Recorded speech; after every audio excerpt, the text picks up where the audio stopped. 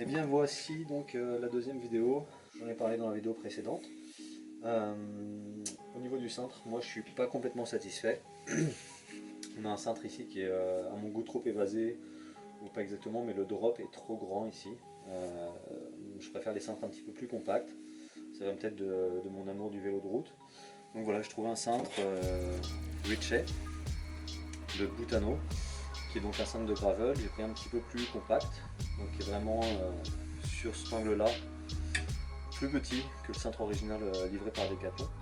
Donc voilà, je vais vous montrer comment je procède au changement de ce cintre là. Ça va me prendre, allez, j'espère que ce soit 20 petites minutes. Le problème dans tout ça, ça va être au fait de garder la guidoline. Donc je vais l'enlever en essayant de la préserver.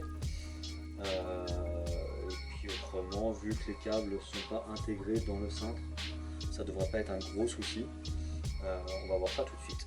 Allez, c'est parti.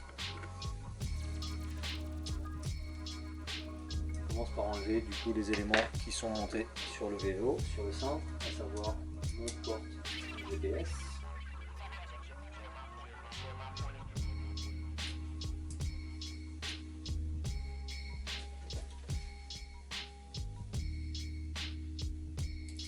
Ça commence bien évidemment.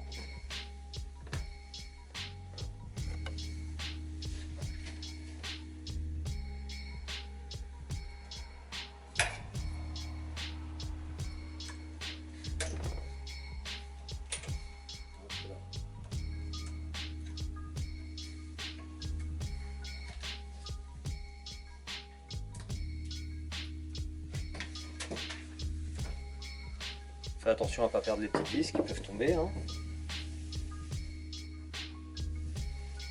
Hop. Donc voici le porte GPS. Ensuite j'ai mes bouchons de guidoline.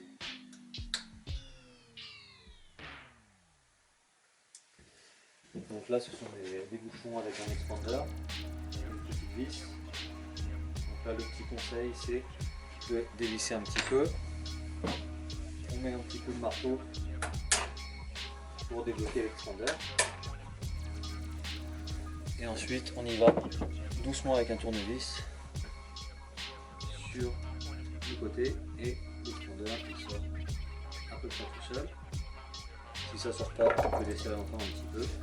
On a attention de ne pas sortir la vis complètement parce que ce sera toujours ça de moins à remettre après.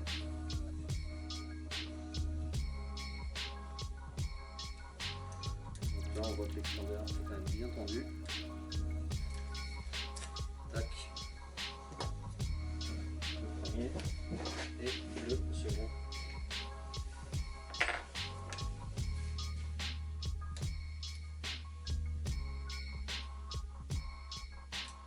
Et voilà. Donc on garde bien les pièces.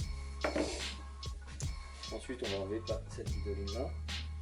Alors on essaie de trouver le départ du scotch pour l'enlever proprement.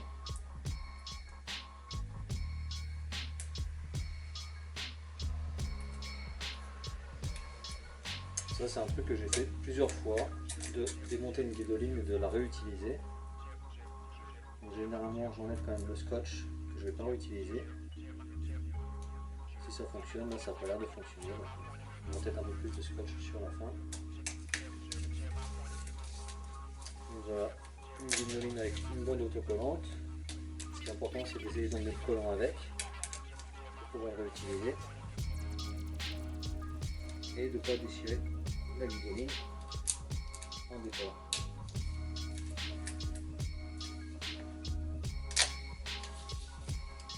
Alors c'est pas un truc que les vélocistes vont recommander.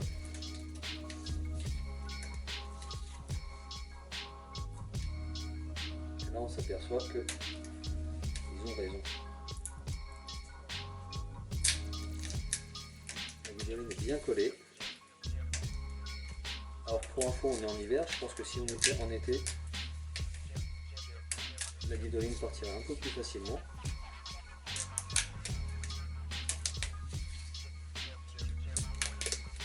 Et évidemment, si on a envie, on peut profiter de cette opération pour se mettre une nouvelle guidoline. Ce qui est important ici, c'est de regarder comment a été aussi entourée la guidoline à ce niveau-là, pour refaire le même montage par la suite. Donc là, visiblement, Ils sont pas trop embêtés les cocottes chez Decathlon. Ils ont fait le montage croisé classique, à savoir une fois en dessous, une fois au-dessus, une fois en dessous. Et voilà, donc j'aurai le droit de remettre une nouvelle guidoline. L'affaire est pliée.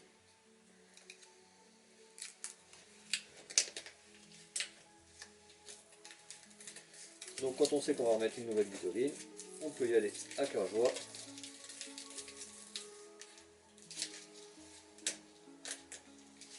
Et ça va beaucoup plus vite.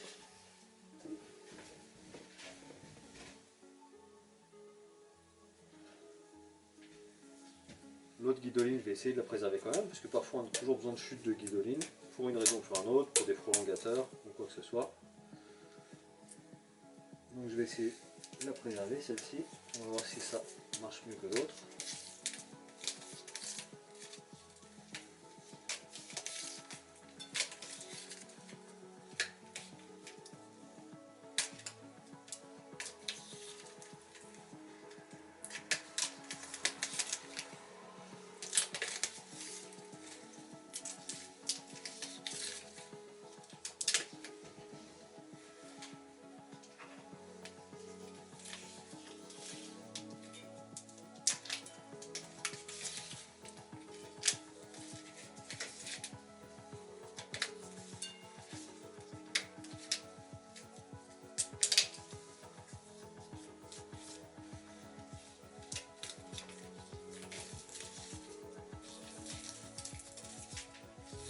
Et celle-là, elle part vraiment bien.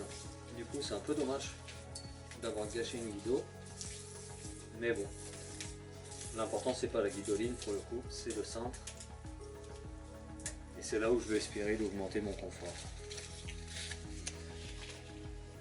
Donc on a démonté ça, maintenant on va procéder au démontage des cocottes. Ici on a tous les guides câbles qui ont été montés avec du scotch d'électricien. Là on a deux solutions.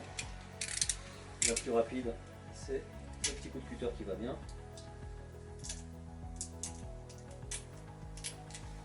On fait évidemment attention de ne pas couper la gaine hydraulique.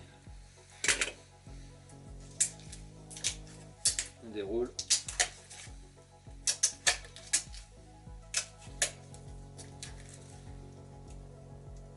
Et c'est toujours intéressant de procéder à des modifications d'un vélo qu'on a acheté dans un magasin pour s'apercevoir comment ça a été travaillé. C'est souvent là qu'on s'aperçoit un petit peu des erreurs ou des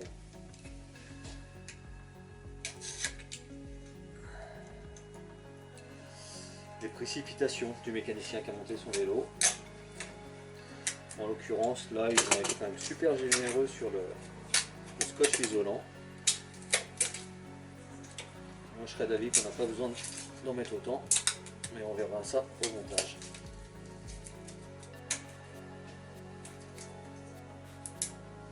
Hop, ça c'est réglé. Donc au niveau des cocottes, on a deux petites vis de montage à ce niveau-ci, une fois là, une fois là. On peut y accéder de ce côté-là. Ou alors on peut aussi y accéder depuis l'intérieur de la cocotte. J'aime pas trop passer par l'intérieur de la cocotte parce que le caoutchouc a une fâcheuse tendance de se relâcher un petit peu et je trouve qu'on récupère pas la bonne tension. Ça nage toujours un petit peu à ce niveau-là, là au-dessus, et moi j'aime bien avoir un truc un peu propre. Donc voilà, je passe pour l'option intérieure.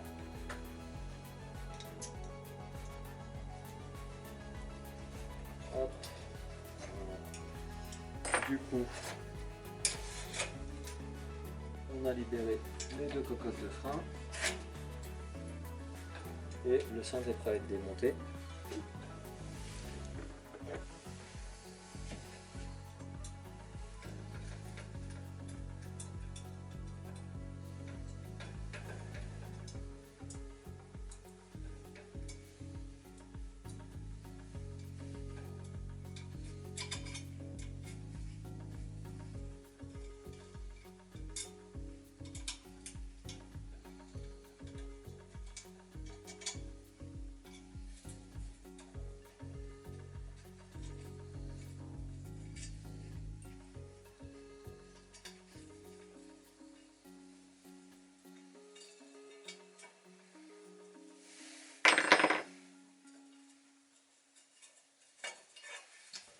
Et voilà.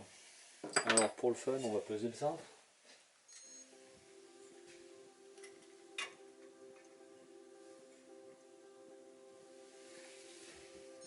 Là, on a un cintre qui est à 380 grammes. Ce qui est pour un cintre alu de milieu de gamme. Pas très lourd, pas très léger non plus. Et on va voir ce que pèse l'autre cintre.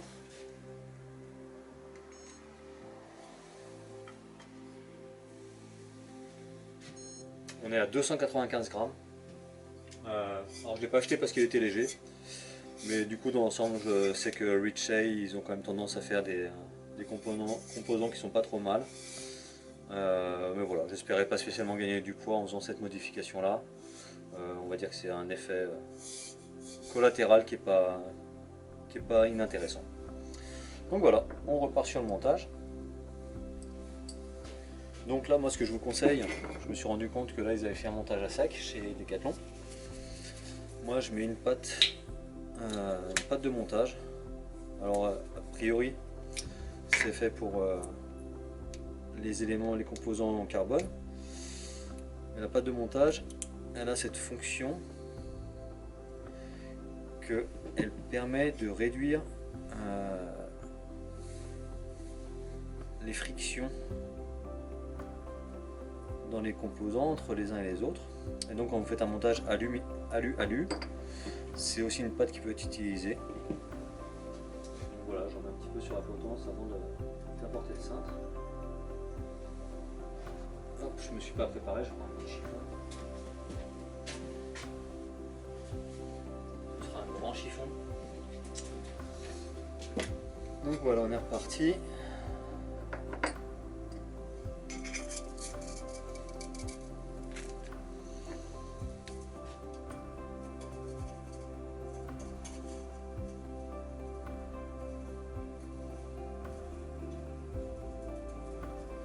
Donc quand vous montez un nouveau cintre, un nouveau guidon sur une potence, toujours croiser les vis. Je commence en haut, je mets celle en diagonale opposée, en bas. Je mets la seconde en haut.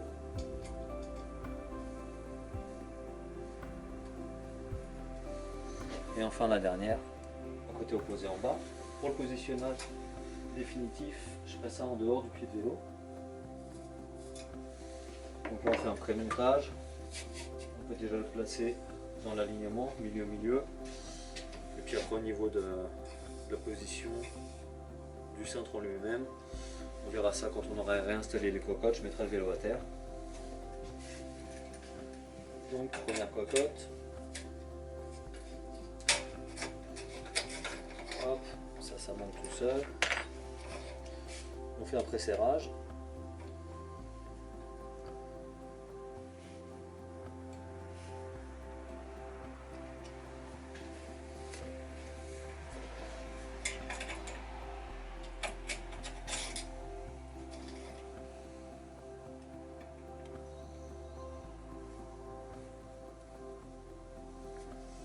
Et on va regarder un petit peu la position.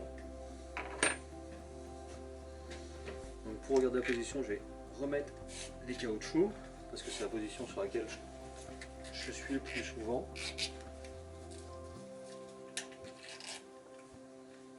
Hop. On va serrer un petit peu le cintre dans une position qu'on va prédéfinir.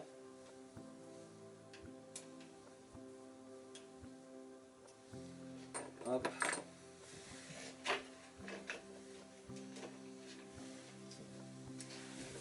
Alors voilà, ce que je recherche, c'est d'avoir une position basse, confortable, c'est-à-dire que j'ai pas d'angle ici entre l'avant-bras et le poignet et la main trop prononcé. C'est le problème que j'avais sur l'autre cintre. Donc là sur ma position basse, je me sens pas trop mal. Donc là on peut varier, on peut essayer un petit peu une position plus plate ou un petit peu plus élevée. Et en même temps regarder dans quelle position vont se retrouver les cocottes quand on va voir la position finale. Ici on a un angle qui est relativement plat, peut-être un peu trop haut d'ailleurs. Donc voilà, on va partir sur cette position là. Là on peut faire un serrage un petit peu plus tendu. Je viendrai contrôler tout ça à la clé dynamométrique à la fin du montage. Ce qui est important pour l'instant, c'est de se dire qu'on a une position qui est fixée. Et donc regardez, on est pas mal. Le cintre est un petit peu plus étroit que celui d'avant, légèrement évasé, pas plus qu'il m'en faut. Une position haute qui reste complètement inchangée. Et ici j'ai 2 cm de largeur de moins. Donc voilà, je suis un petit peu plus compact sur ma position de conduite. Donc maintenant je vais passer au positionnement des cocottes. Comme je vous ai dit, je vais les remonter un petit peu parce que là elles sont un petit peu trop basses. Donc la première, je vais la positionner au feeling. Je redesserre un petit peu pour pouvoir la modifier. Et là, je regarde que j'ai une position ici qui est très plate. C'est-à-dire que ici, j'ai vraiment la possibilité de passer d'ici à là sans avoir de relief. Ça, c'est la position que je recherche. Au niveau de l'angle, il y en a qui les ont un petit peu vers l'intérieur. Moi, j'essaie de les avoir vraiment dans cet axe-là, dans l'axe, on va dire, arrière-avant du cintre, qui est vraiment longiligne. Donc là, j'ai l'impression d'être dans une position qui me convient bien. On se remet en position sur le vélo, on réessaye. On peut réajuster un petit peu en hauteur peut-être. Et là, on se sent bien. Là, je me sens bien. Donc celle-là, je vais la valider. À cette étape-là, c'est important de ne plus modifier la position de la cocotte, parce qu'on va passer au serrage définitif.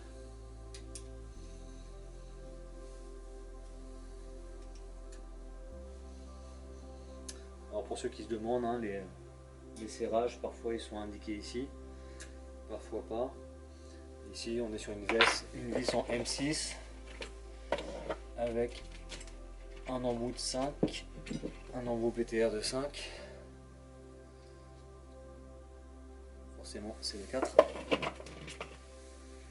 Donc là, je vais mettre 6 Nm.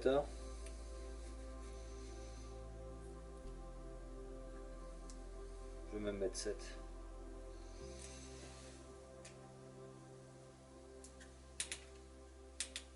Quand ça clique, c'est que c'est serré. On peut refaire un petit test pour voir si ça bouge pas. Ça bouge pas, c'est pas surtendu. Donc on positionne la seconde.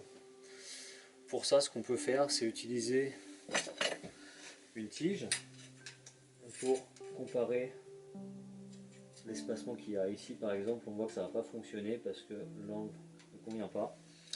Donc il va falloir régler la deuxième au ressenti aussi. Et on pourra contrôler après.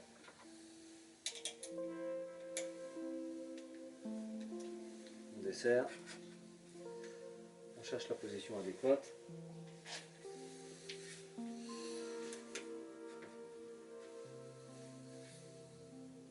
Ici, donc, on peut se référer à l'espacement qu'on va avoir entre la fin de la cocotte et le début de la course. Et on peut aussi vérifier l'espacement qu'on va trouver ici. Si j'allonge ma tige de celle ici, j'ai environ 1 cm. J'allonge cette tige également ici, et là je m'aperçois que je suis un petit peu trop haut. Donc je vais redescendre un petit peu.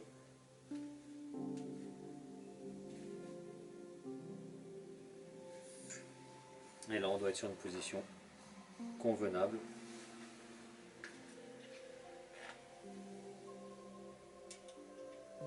Si on prend la bonne clé, c'est toujours plus facile.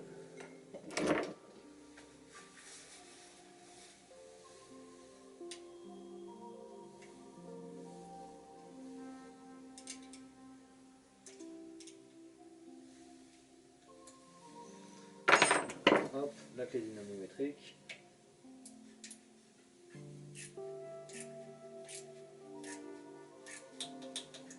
Hop, ça clique, on est à 7.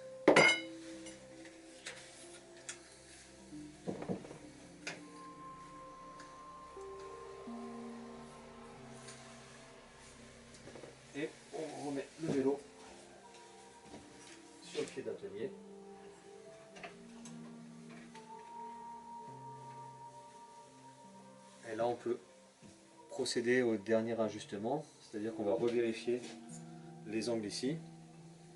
Donc encore une fois, une tige droite, on vient se mettre ici en parallèle et on regarde l'espacement qu'on a entre le bout de la tige et le bord de la poignée. Donc là je suis relativement au même niveau. Je procède à la même comparaison de l'autre côté et je me perçois que je dois avoir même pas un demi-centimètre d'écart. Donc là on est vraiment bien.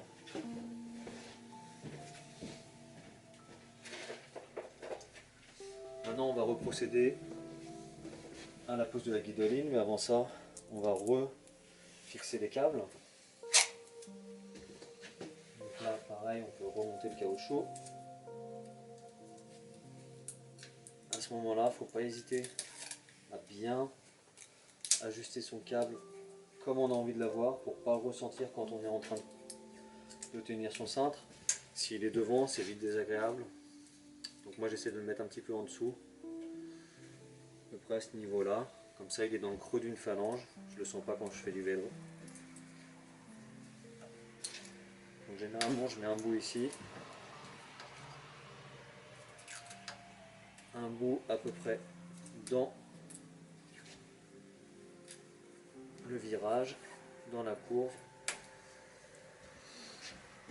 Si on veut exagérer, on peut remettre un petit bout ici pour vraiment assurer le positionnement parfait. Attention à ne pas le mettre trop loin parce que la guidoline va s'arrêter ici. Si je veux encore mettre un montage de lampe ou quoi que ce soit, c'est quelque chose qui va vous gêner après. Donc voilà, ça ce sera mon guide câble. Je procède de l'autre côté de la même manière.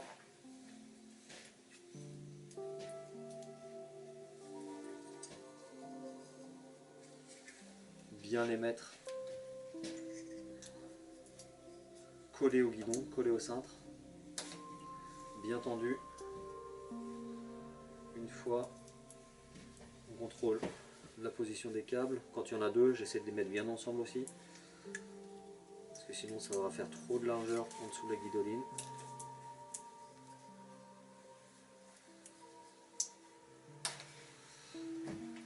Et une troisième couche.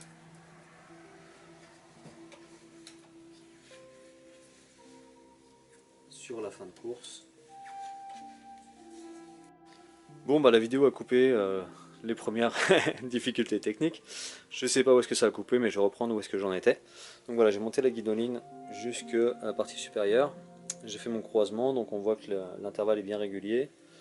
J'ai croisé ici, et maintenant l'important pour moi, ça va être de faire une belle finition en haut du guidon, en faisant un enroulement qui vient de l'avant du vélo vers l'arrière du vélo, pour maintenir la tension pendant que je suis en train de rouler. Donc là également, je fais attention à respecter les intervalles entre chaque tour de guidoline pour avoir un résultat esthétique. On maintient bien la tension.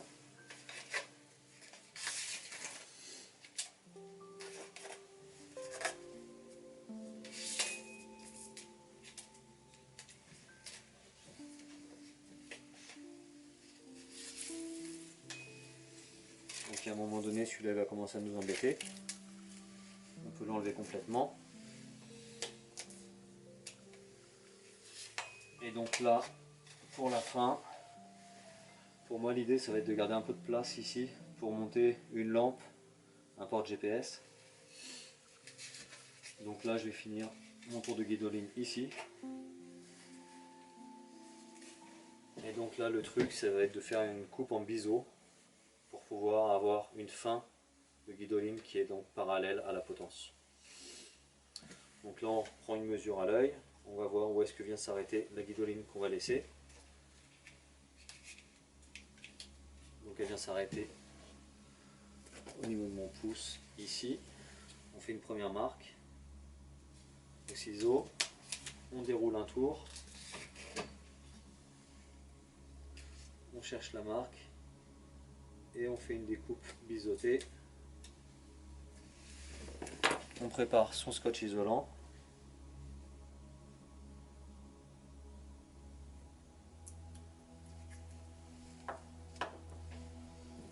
Et on vient finir le montage.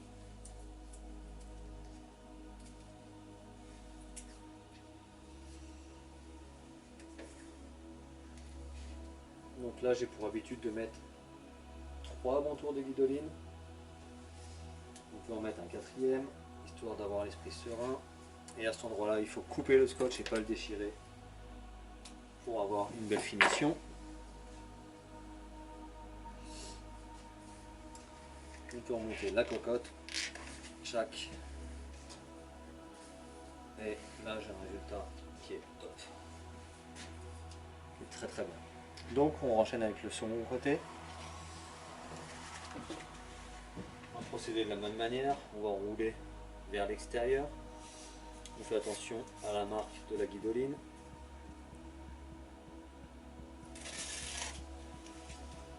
On commence donc par le dessous et on déroule vers l'extérieur du vélo. Ici, il ne faut pas hésiter à laisser assez de matière pour venir rentrer dans les bouchons de guidoline. Et on maintient tout le montage en tension tout du long.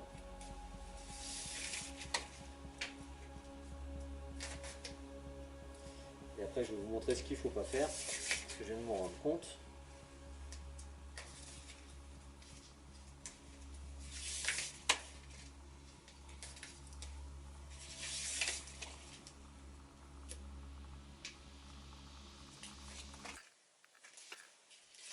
Donc voilà, là vous voyez que je suis en train de m'approcher de la cocotte et j'ai pas préparé le petit bout de guido qui va bien avant. Il est tombé par terre. D'où l'intérêt de garder ces outils à proximité. Donc voilà, tout en gardant un doigt sur mon guido, je vais devoir mesurer la taille du bout qu'il me faut. Donc là on va être en montage un peu plus hasardeux, mais ça ne devrait pas poser beaucoup de problèmes. Hop, on découpe, on fait tomber.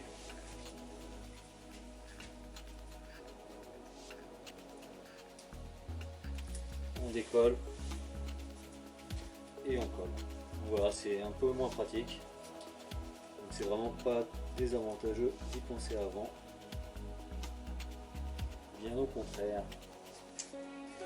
Et donc voilà, c'était pas un gros problème. Alors voilà, tout le refait. J'arrive à un endroit un peu critique. Je roule toujours dans le sens où j'étais. Je passe donc là cette fois-ci au-dessus.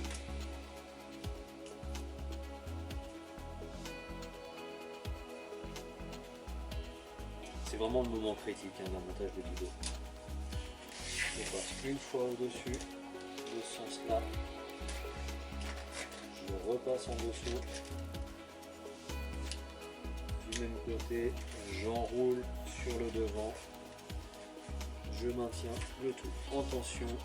Et là, je me retrouve à pouvoir enrouler de l'avant du vélo vers l'arrière du vélo pour maintenir une tension pendant les sorties.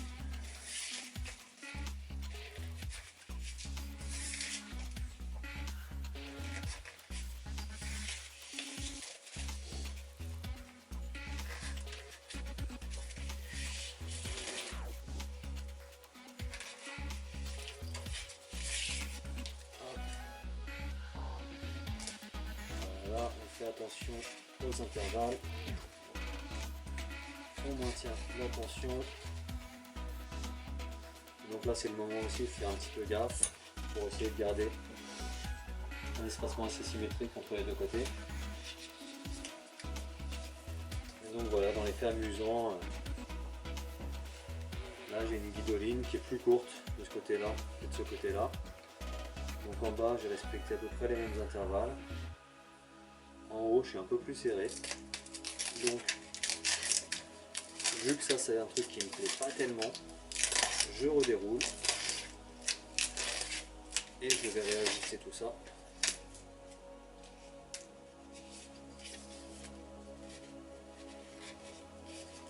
Et en fait, en faisant ça, en passant les intervalles, en les faisant plus ou moins élargis, on va plus ou moins augmenter l'épaisseur de la guidoline et également du coup influencer un petit peu le confort et l'amorti que peut offrir une guidoline. Vu que je roule la plupart avec des gants, j'ai pas besoin d'avoir une guidoline extra large, extra épaisse. Donc voilà, on s'aperçoit qu'en faisant cette petite modif là, et ben je me retrouve avec toute cette guidoline en plus. Et c'est à peu près ce que j'ai découpé sur l'autre partie. Donc on va recommencer le découpage. Je prends la mesure de la fin de la guidoline en dessous du guidon. Je fais une encoche. Je déroule un tour. Je cherche l'encoche. Une découpe en ISO. On prend son scotch isolant. On finit le dernier tour. En faisant attention du coup d'avoir une finition assez rectiligne. Et on procède donc au collage en maintenant la tension. Donc là j'ai un petit angle qui me plaît pas très bien. C'est le moment de le découper. On peut y aller au cutter. En essayant de ne pas marquer le cintre évidemment.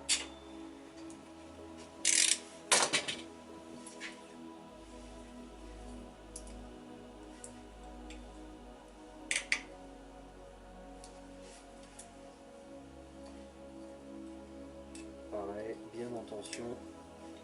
Les 3 tours et le 4e, il est gratuit. On découpe.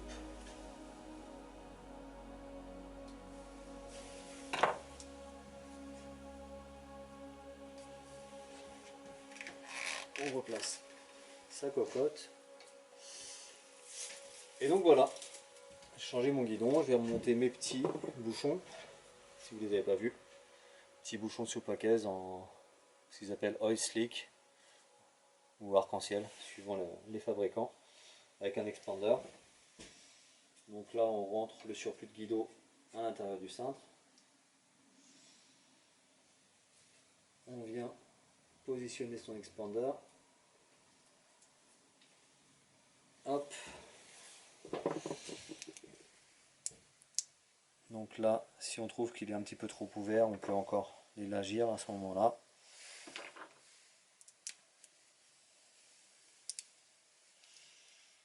Voilà, donc il est un petit peu plus fin. Tchouk. C'est parfait.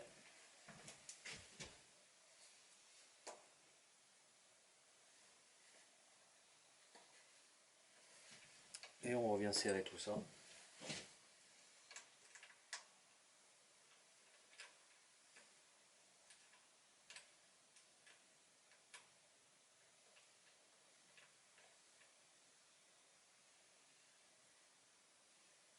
Donc à ce niveau-là, j'ai pas d'indication sur le serrage. Donc on y va un petit peu au feeling. À un moment donné, il y a la tête qui tourne avec, donc je pense que c'est assez serré à ce moment-là.